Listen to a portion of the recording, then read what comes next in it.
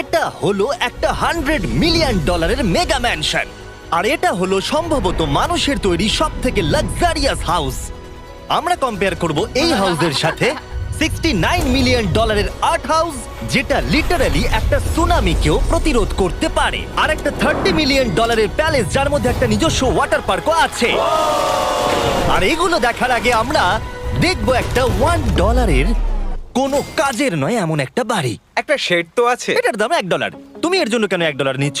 হ্যাঁ, কোনো ঝড় বৃষ্টি হলে এটা ভেঙে জলে পড়ে যাবে, আর আমি $1 নিচ্ছি আমার মনকে সান্ত্বনা দেওয়ার জন্য। তার মানে তুমি বলছো এটা আমার জন্য একটা হরিবল ইনভেস্টমেন্ট হবে? হ্যাঁ, সে তো বটে। ঠিক আছে, দেখা যাক। চলো। ওহো, এটা তো নড়ছে।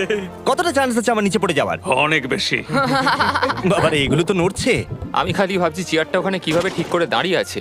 এখানে একটা রিক্লাইনার আছে, একটা ম্যাট্রেস আর অর্ধেক ফ্লোর। আমি বাড়ির ভেতর থেকে ফিশিংও করতে পারছি।